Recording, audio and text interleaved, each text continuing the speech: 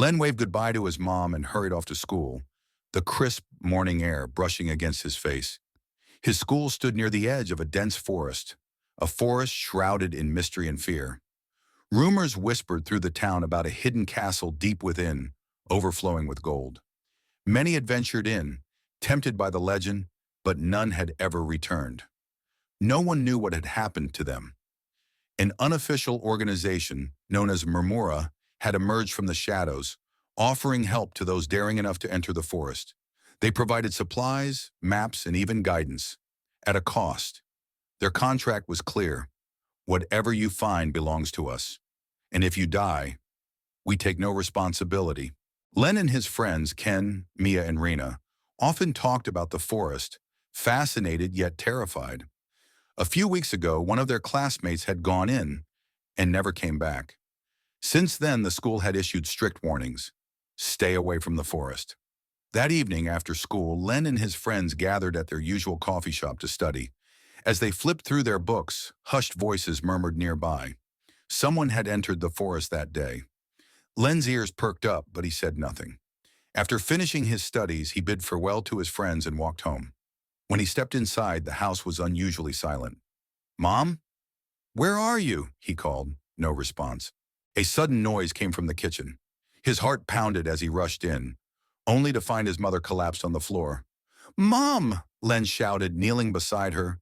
She clutched her stomach, her face pale and drenched in sweat. With shaking hands, Len fumbled for his phone and called an ambulance. Within minutes, they were at the hospital. He waited anxiously as doctors examined her, the sterile walls closing in on him.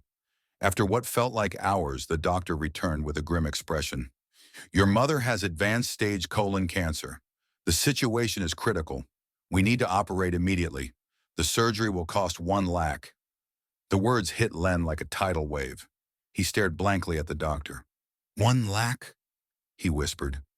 He didn't have that kind of money. He had no family to turn to. His father had passed away years ago. He visited his mother's hospital room, his heart heavy. She was awake, weak but smiling softly. "How long have you been in pain, Mom?" he asked. 6 months. Len clenched his fists. 6 months? Why didn't you go to the hospital? She hesitated before answering, her voice trembling. "Because I had to pay for your studies, Len. I didn't want to be a burden." Len swallowed hard, his throat tightening. His mother had sacrificed everything for him. "The doctor said it's just a small tumor," he lied, forcing a smile. "A simple surgery will fix it. Don't worry." Tears welled in her eyes. "But we don't have money. How will you—" "Don't cry, Mom," he interrupted. "I'll figure something out." That night, desperation clawed at his chest. He asked his friends for help, but none of them had enough money.